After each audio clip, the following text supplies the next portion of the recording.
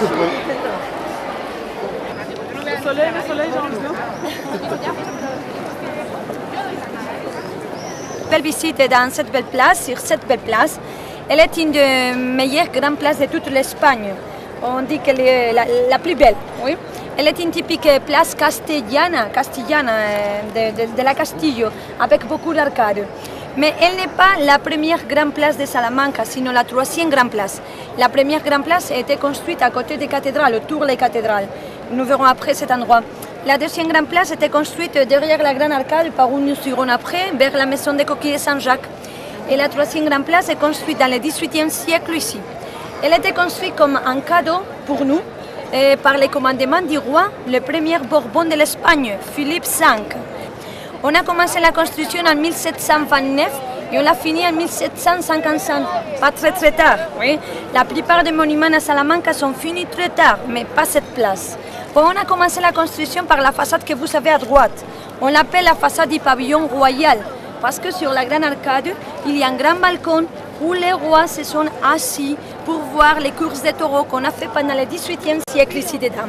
Toutes les façades sont très bien décorées avec beaucoup de médaillons, avec beaucoup de personnages. Mais chaque façade est de différentes personnes. Par exemple, la façade que vous avez à droite nous montre des médaillons avec des rois de l'Espagne, toujours en rapport Salamanca.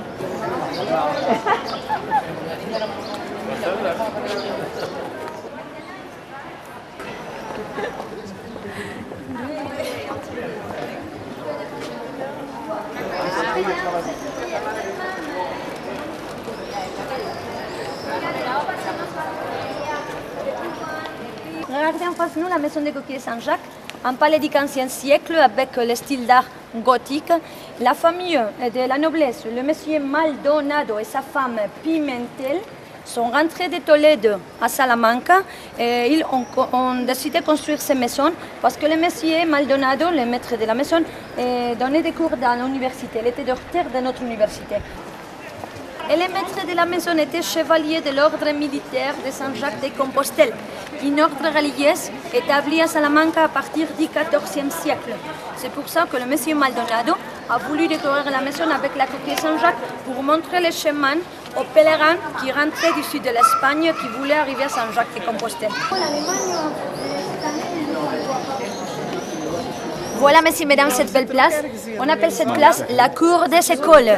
Et voilà une grande grenouille, ici à gauche. Oui, c'est nouveau, tout nouveau. Ça, c'est la grenouille avec la princesse tout à côté. Oui. Et ça, c'est une sculpture moderne. C'est une exposition de sculptures. Vous verrez après, dans la place des cathédrales, plus de sculptures. C'était un Américain qui a fait ça. C'était pas Botero. Vous connaissez Botero en Espagne, parce que la plupart des personnes ont dit c'était Botero qui a fait cette sculpture, mais c'est pas Botero. C'est un Américain, Oternes, Tom Oternes. Et voilà en face de nous la façade, messieurs et mesdames, de l'université. Et ce bâtiment fut construit dans le XVe siècle. L'université fut fondée dans le XIIIe. Nous visiterons tout de suite l'intérieur. La façade est la meilleure représentation du style d'art plateresco, dont je vous ai parlé à côté de la boutique. Oui. On imite ces travaux de personnes qui travaillent sur l'argent, très minutieux, avec beaucoup de petits détails, avec des fleurs, des animaux partout. Et on l'appelle comme plata plateresco. Et Salamanca est la ville du plateresco. La façade est partagée en 3 parties. Et dans chaque partie, il y a des différentes décorations, des médaillons et des blasons. Je vous indique, les médaillons de première partie appartiennent aux rois catholiques, Isabelle et Fernando. Ils joignent leurs mains autour ancêtres pour montrer l'union des royaumes de Castilla et d'Aragon, et de même quand ils se sont mariés.